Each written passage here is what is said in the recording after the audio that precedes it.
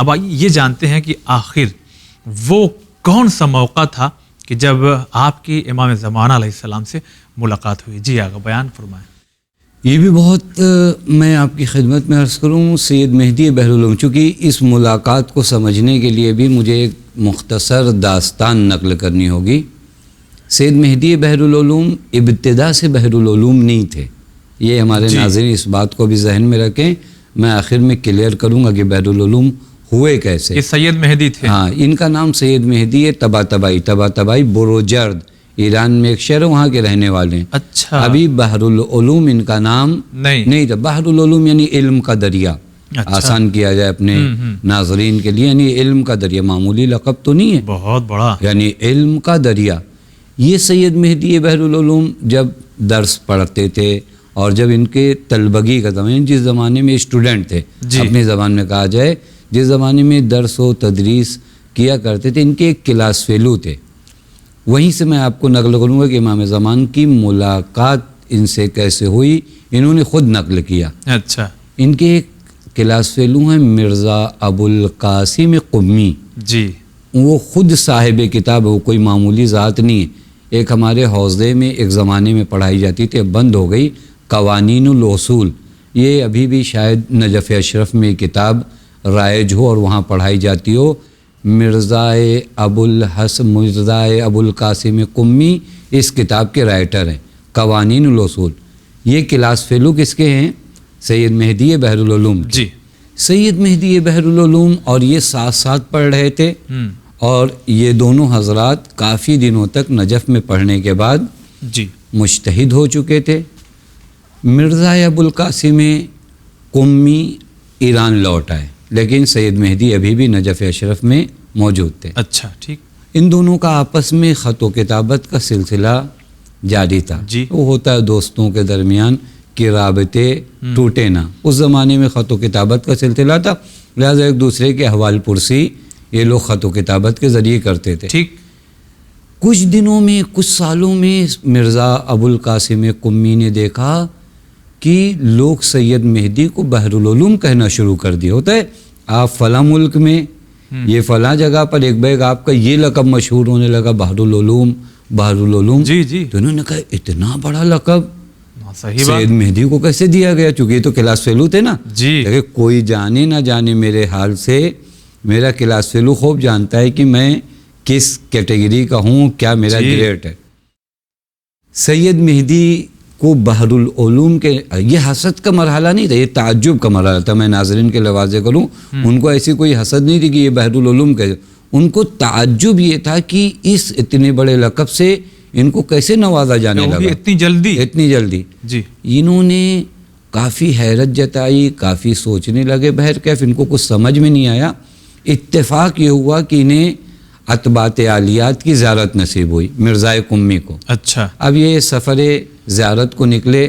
ہر جگہ کی زیارت کرتے کرتے جب نجف اشرف پہنچے تو ظاہر سی بات ہے سب سے پہلے امام کی زیارت کے بعد اپنے دوست سے ملاقات کرنے جائیں گے جو سید مہدی ہیں، اور وہ سوال ضرور کریں گے جو ان کے ذہن کو کھٹک رہا ہے. یہ کہتے ہیں جب میں سید مہدی کے گھر گیا تو میں نے علماء کا ایک مجمع سید مہدی کے گھر پر دیکھا.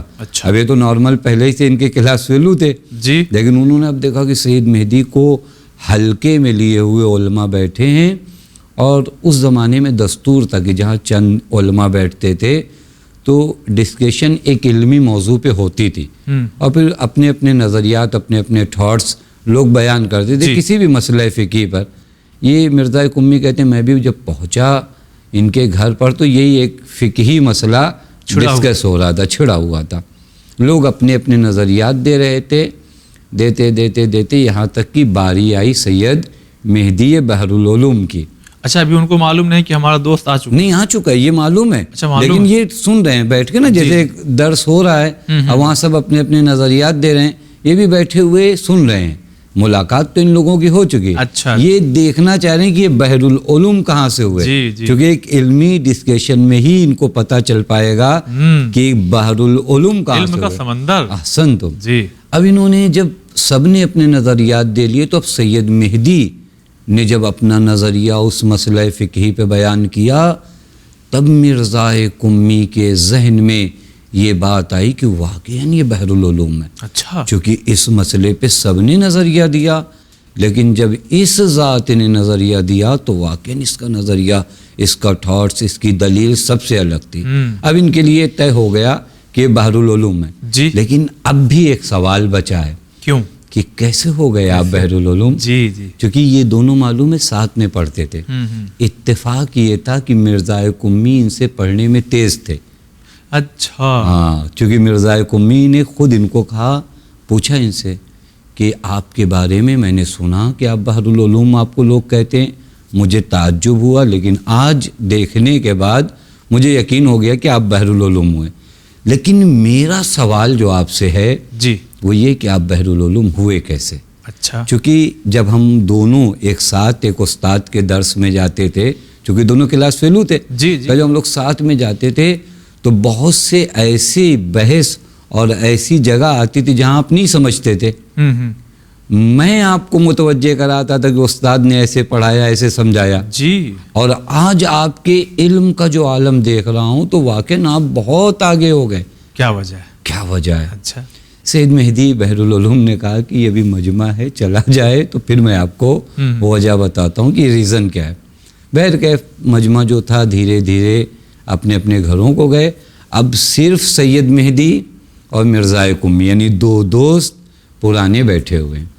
مرزا قمی انتظار میں ہے کہ آپ بتائیے کہ یہ آپ کے اندر جو علمی ترقی آئی ہے کیسے؟ کہاں سے آئی ہے انقلاب، یہ چینجنگ؟ جی. یہ ایک بیگ جو ہے، آپ تو بہت غیر معمولی نہیں تھے میڈیم کلاس کے آدمی، لیکن ایک بیگ جی. یہ انداز آپ کا آ گیا. مرزا قمی نے کہا کہ میں آپ کو سید مہدی نے کہا کہ میں آپ کو بتاتا ہوں.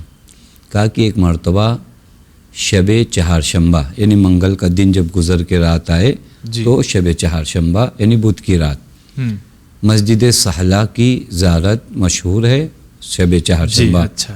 کا ایک بیگ میرے دل میں، ہمیشہ میں جاتا تھا لیکن میرے دل میں اس بار بہت زیادہ یہ اشتیاق پیدا ہوا کہ میں جاؤں مسجد سہلا. کا دل کو میں روک نہیں پا رہا تھا. ہوتی ایک کشش ہوتی، کبھی کبھی وہ کیفیت پیدا ہوتی ہے. جی. کہا کہ بہرکیف کسی طرح جی میں پہنچا مسجد سہلا. مسجد سہلا، اب یہ سمجھیے گا کہ بحر العلوم ہوئے کیسے. کہا مسجد سہلا جب میں پہنچا تو میں نے مقام صاحب الزمان، مسجد سہلا میں ایک جگہ ہے مقام صاحب الزمان، جو زائرین گئے انہوں نے دیکھا ہوگا.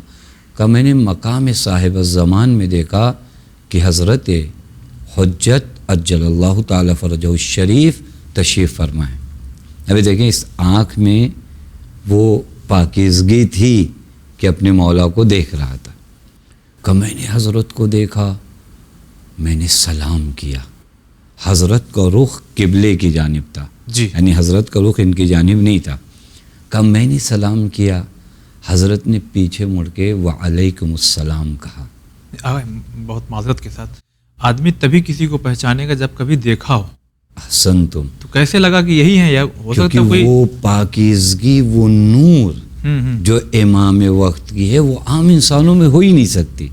اور وہ شاید سید مہدی جیسی آنکھیں سمجھ سکتی ہیں کہ یہ ذات امام زمان کی ہے. دیکھیں امام ایک نور ہے، اس نور کو پہچاننے کے لیے میرے نفس کی پاکیزگی کا ہونا ضروری، بہت ضروری. لہذا آپ نے پہچانا. آپ نے پہچانا. اچھا. پھر یعنی اس کو کہا جائے، شاید میں آپ کے سوال کا جواب اور ایک واقعہ ہلکا سے ایک منٹ میں عرض کروں کہ مثلا ایک موقع تھا، آپ نے پتہ نہیں، میں آپ کی خدمت میں عرض کروں، ابو بصیر امام محمد باقر علیہ الصلوۃ والسلام کے ساتھ مسجد مدینہ میں آئے. جی.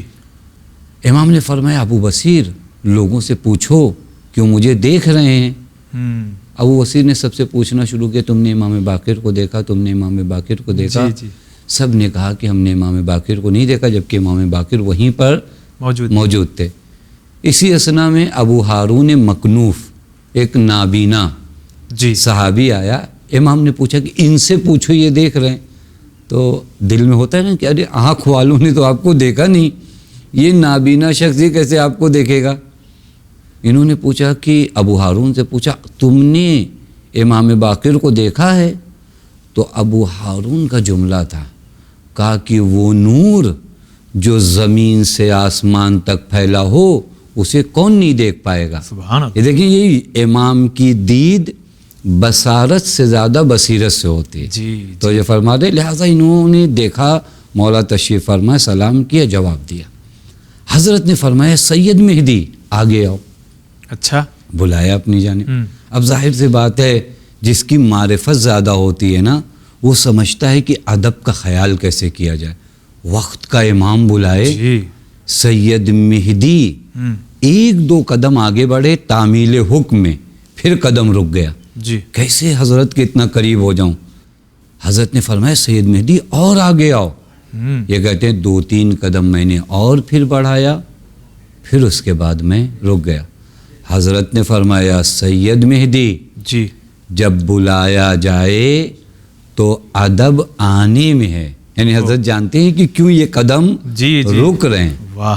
اب اس کے بعد سید مہدی کہتے ہیں میں مولا کے اتنا قریب ہوا کہ حضرت نے مجھے اپنے سینے سے لگایا. پھر سید مہدی مرزا قمی سے کہتے ہیں مرزا قمی وہ جو تمہیں تعجب ہے نا کہ میں بحر العلوم کیسے ہوا, یہ سینہ جب اس معدن علم کے سینے سے ملا جی تو اس کے بعد پھر یہ سینہ علم سے پر ہو گیا. ہم یہیں پر دعا کرتے ہیں کہ اللہ تعالی ہم سب کو یہ حیات دے کہ ہم اپنے وقت کے امام کے ہاتھوں کو چومیں اور وہ نورانیت جی وجود امام کی برکتوں سے اپنے وجود کے اندھیروں کو بھی کیا کریں, ختم کریں.